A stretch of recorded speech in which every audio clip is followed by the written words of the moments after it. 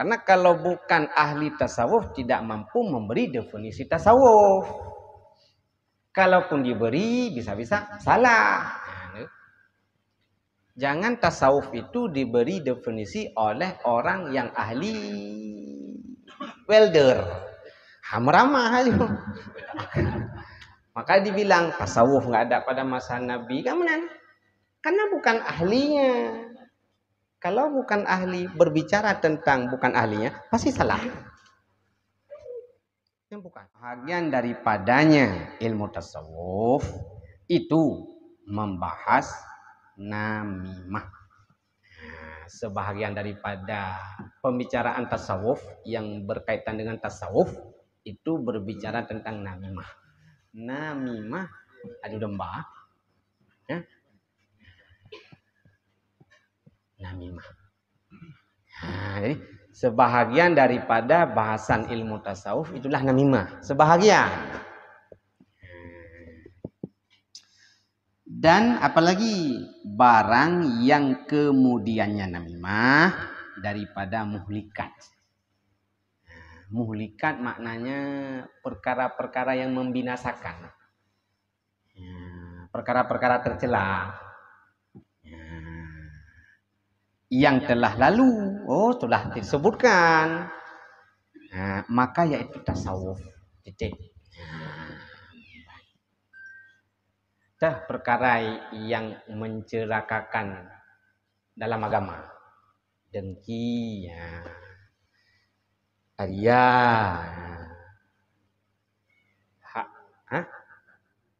takabur, dan sebagainya, dan yang masuk dalam kategori muhlikat. Jadi Imam Al-Ghazali memberi definisi muhlikat, perkara-perkara yang mencelakakan di akhirat, yang membinasakan kita di akhirat, termasuk namimah. Jadi bicara tentang tasawuf, bicara tentang perkara yang mencelakakan di akhirat, penyakit hati.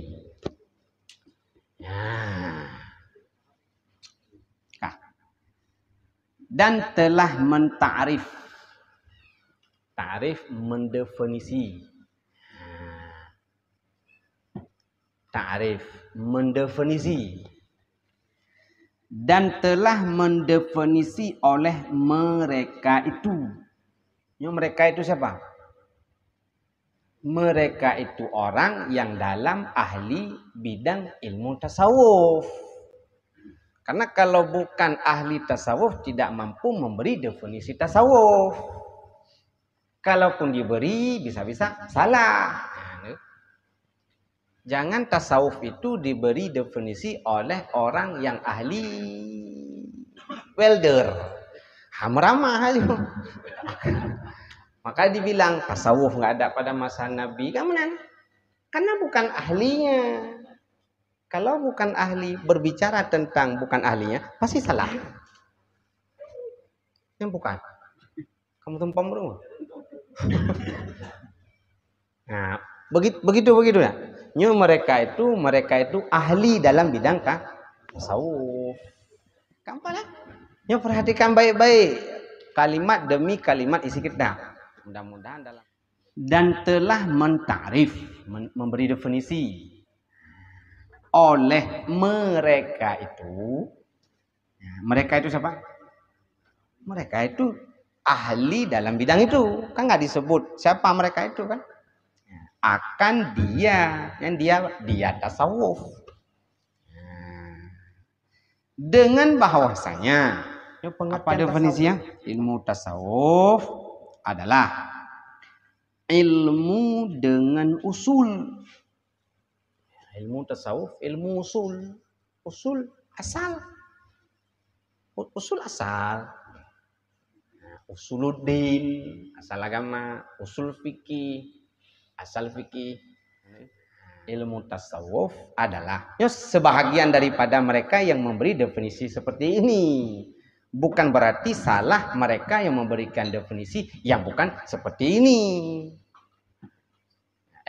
Jelas apa long lah?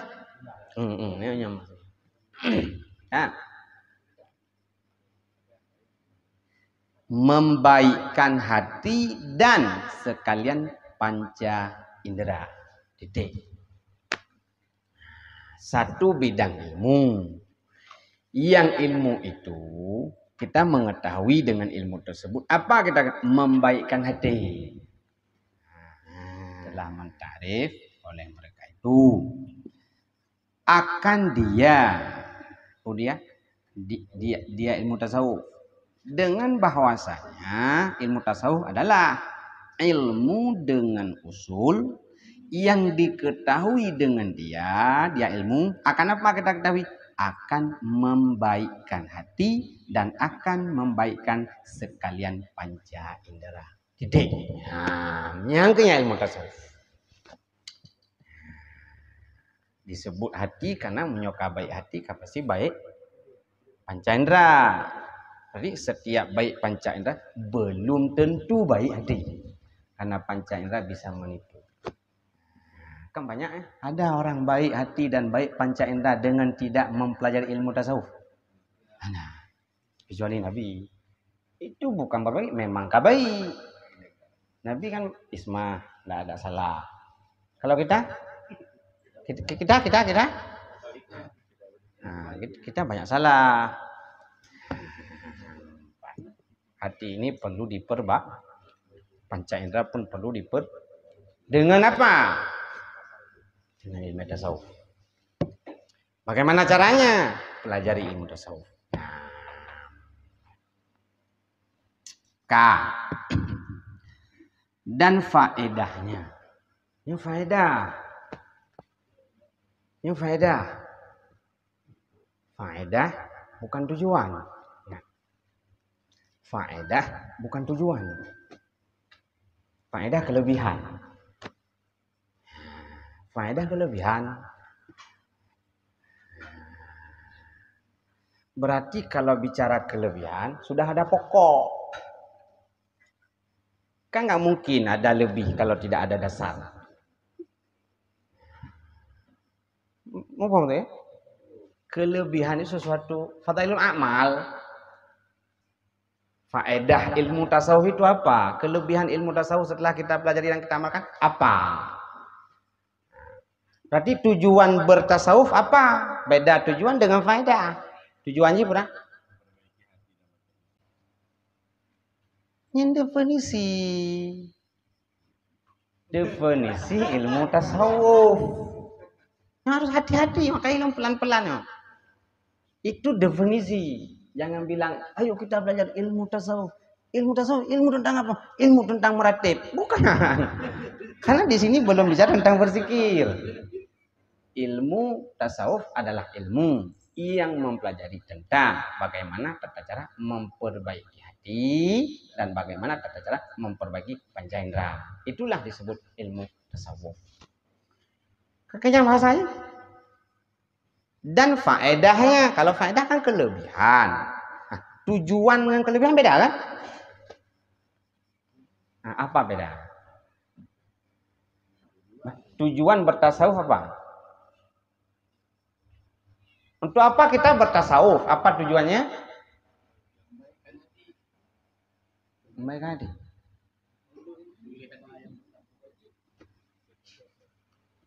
Nah, berarti di sini keletak pokok hanya mendapat kehasilan gitu ya. Karena nggak tahu mana tujuan, mana faedah.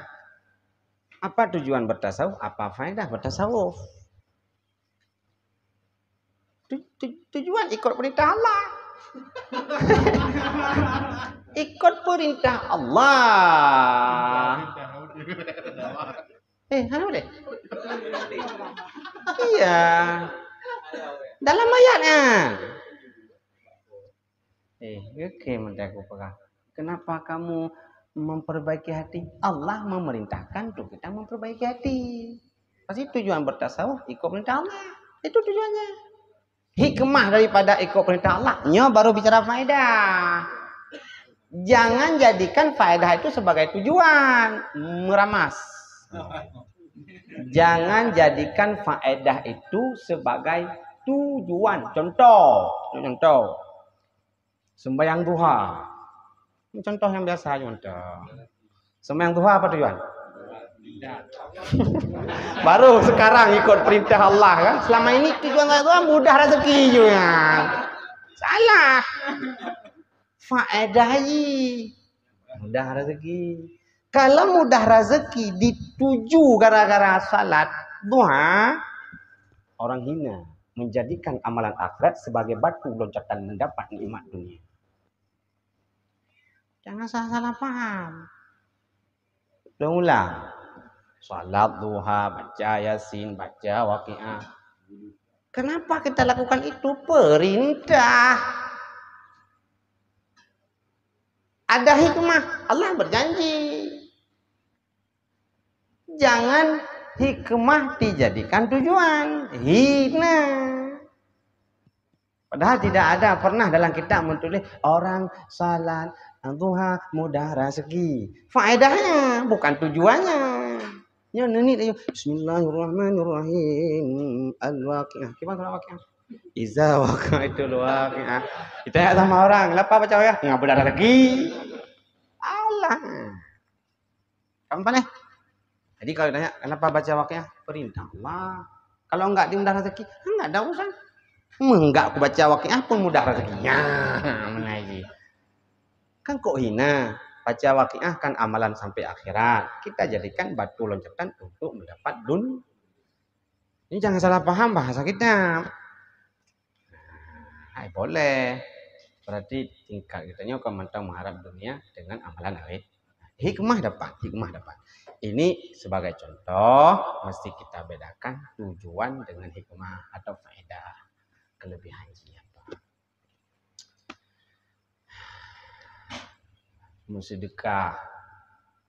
Bersedekah panjang umur. Kenapa? Tujuan bersedekah supaya panjang umur. Alah. Jadi katanya untuk apa bersedekah? Perintah Allah. Dalam hadis katanya ada panjang umur, itu fadilat, kelebihan. Ya? Panjang umur kan di dunia. Bersedekah amalan akhirat. Kita jadikan amal akhirat untuk mencapai dunia hina.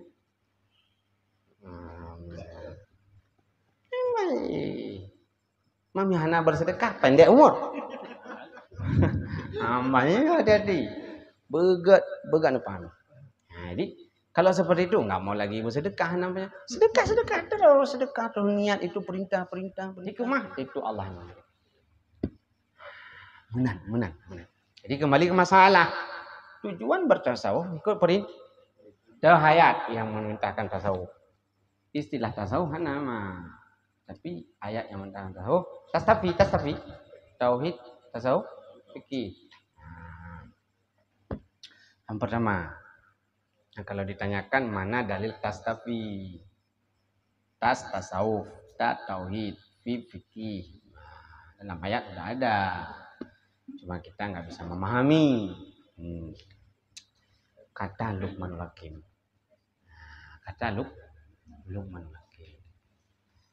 Dalam Al-Quran. Nanti kata Allah. Yang pertama. La tusyrik billah inna syirka la dzulmun adzim.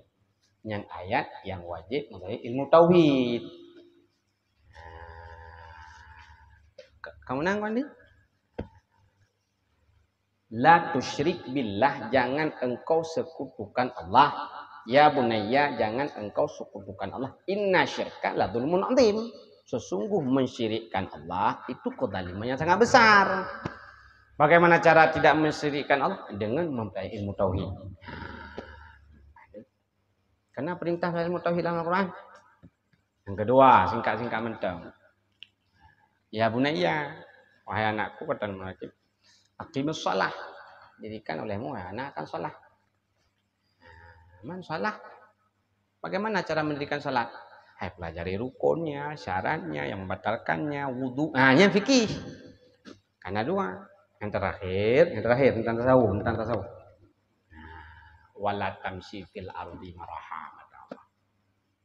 Jangan engkau berjalan wahai anak di atas permukaan bumi ini hal keadaan engkau berjalan maraha. Sombong, congkak. Ini kan tasawuf kan. Jadi berkesimpulan apa? Tujuan kita pelajari ilmu tasawuf dan kita mestinya bertasawuf ikut perintah Allah. Baik sombong, baik ria, baik takabur, baik dengki. ikut